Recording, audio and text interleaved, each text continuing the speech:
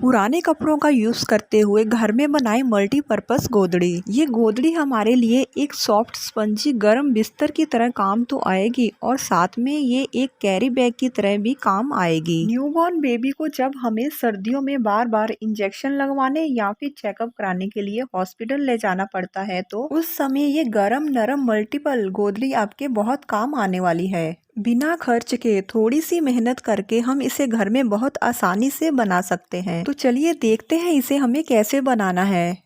तो इसे बनाने के लिए मैंने 4 पुराने फैब्रिक लिए हैं। सबसे पहले मैंने ये मेरा वेलवेट का कुर्ता लिया है। इसकी फ्रंट साइड आप देख सकते हो बटन पट्टी लगी हुई है। पट्टी को हम नहीं निकालेंगे, सिर्फ बटन हम निकाल देंगे। और इसके बाद मैंने इसी कुर्ते की सलवार ली है जो आप देख सकते हो कि ऊपर से फट चुकी है। ये दोनों वेलवेट के फैब्रिक हम गोदड़ी के ऊपर और नीचे अटैच करेंगे। इसके बाद 3rd नंबर पे मैंने ये पुराना टॉवल लिया है। इसे मैंने सेंटर से कट करके लिया है। इसी की नाप की हम गोदड़ी तैयार करेंगे। और ये मैंने पुराना रजाई का कवर लिया है जिसे हम पहले रजाई या गद्दे पे चढ़ाने के लिए यूज किया करते थे, पर आजकल तो बाजार में इन कवर की जगह प्रिंटेड कवर की काफी वैरायटी आ चुकी है। इस पुराने कवर को हम टॉवल के ऊपर और नीचे दोनों साइड अटैच करेंगे। इसके अलावा मैं इनके साथ एक चीज बताना भूल गई थी कि हम इसके साथ एक फॉर्म शीट भी यूज करेंगे। सिर्फ ऊपर की साइड इसे हम लगाएंगे। तो अभी हम सबसे पहले टॉवल के ऊपर और नीचे ये कॉटन का फैब्रिक अटैच कर लेते हैं। गोदड़ी बनाने के लिए मैंने जितने भी फैब्रिक यूज किए हैं वो सब पानी को बहुत अच्छे से एब्जॉर्ब कर लेते हैं और बिस्तर को बिल्कुल भी गीला नहीं होने देते हैं। ये सभी फैब्रिक मिलकर बच्चे का यूरिन बहुत अच्छे से एब्जॉर्ब कर सकते हैं। आप चाहो तो इसके नीचे प्लास्टिक की शीट भी अटैच कर सकते हो। कॉटन का फैब्रिक आप देख सकते हो डबल है और ऐसे ही हम इसकी 1 से 2 इंच एक्स्ट्रा लेते हुए कटिंग करेंगे। अब टॉवल के ऊपर भी हम इसी कॉटन के फैब्रिक को अटैच करेंगे। ऊपर की साइड आप देख सकते हो थोड़ा फैब्रिक कम पड़ रहा है, वहाँ हम ज्वाइंट लगाएंगे इसी फैब्रिक का। ज्वाइंट को आप स्टिच भी कर सकते हो और बिना स्टिच किए भी लगा सकते हो। इसके बाद हमारे पास जो वेलवेट के 2 फैब्रिक बचे हैं उसकी भी हम इसी नाप से कटिंग कर लेते हैं। दोनों पीसेस की हमने कटिंग कर ली है और इसके बाद जो फॉर्म शीट थी उसकी भी हमने इसी नाप से कटिंग कर ली है। अब बस हमें इन्हें अटैच करने का काम करना है। कॉटन के फैब्रिक के ऊपर हम सबसे पहले फॉर्म की शीट अटैच करेंगे। ये गोदड़ी की फ्रंट साइड रहेगी। वैसे हम गोदड़ी के दोनों साइड वेलवेट का फैब्रिक अटैच कर रहे हैं तो दोनों साइड हम इसे यूज कर सकते हैं, पर ऊपर की साइड हम फॉर्म अटैच करेंगे जिससे गोदड़ी की सॉफ्टनेस थोड़ी और बढ़ जाएगी। फॉर्म शीट थोड़ी कम पड़ रही थी तो हमने छोटे छोटे टुकड़े अटैच करके इसे कंप्लीट कर लिया है। सिलाई लगाते समय ये फैब्रिक हिले ना, इसलिए हम इसे रफ स्टिच कर लेते हैं।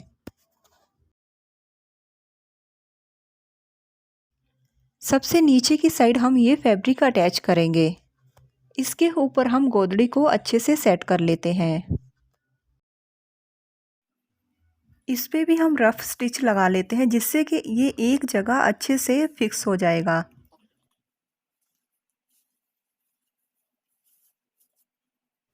अब इसकी दूसरी साइड हम ब्राउन कलर का वेलवेट का फैब्रिक इसी तरीके से फिर अटैच करेंगे।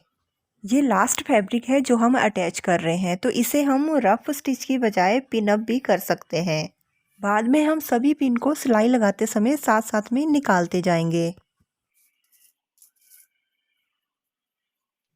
इसी के साथ इसे अटैच करने का काम खत्म हो गया है और अब हम स्टिचिंग शुरू करेंगे। 2 से 3 इंच का गैप देते हुए हम स्केल से सीधी लाइन ड्रॉ करेंगे। इसके ऊपर हम बिल्कुल सीधी सिंपल सिलाई लगाएंगे। जितनी ज़्यादा इसके ऊपर हम सिलाई लगाएंगे उतना ही इसका स्पंज और सॉफ्टनेस खत्म होती जाएगी। वैसे भी ये वेलवेट का फैब्रिक है, ज़्यादा सिलाई लगाने से इसके कटने का भी डर रहता है, इसलिए बहुत लिमिटेड सिलाई से हम इसे कंप्लीट करेंगे।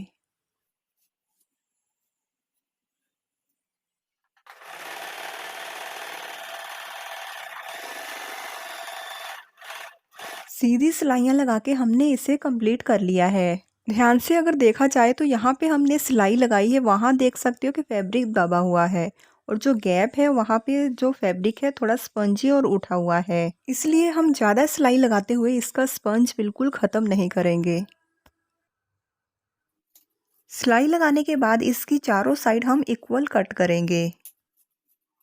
सेंटर में जो पट्टी है वो बिल्कुल सेंटर में होना चाहिए, इसलिए दोनों साइड हम इक्वल नापते हुए कटिंग करेंगे।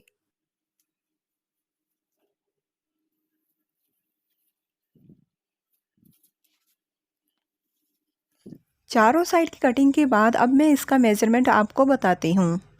इसकी जो लेंथ है वो 27.5 इंच है और जो विड्थ है वो 29 इंच है। अब सिर्फ हमें इसका बॉर्डर तैयार करना है। इसके लिए मैंने ये पीच कलर का साटिन का फैब्रिक लिया है। 2.5 से 3 इंच की विड्थ लेते हुए मैंने लंबी स्ट्रिप्स की कटिंग कर ली है। 1/2 इंच का गैप देते हुए हम इस साइड से सीधी सिलाई लगाएंगे। फिर इस स्ट्रिप को हम पीछे की साइड पलटाते हुए सिलाई लगाएंगे। बस कॉर्नर से सिलाई हमें थोड़ी ध्यान से लगाना है। कॉर्नर को हम इस तरीके से अच्छे से सेट करेंगे और उसके बाद जो चारों कॉर्नर हम इसी तरीके से तैयार करेंगे।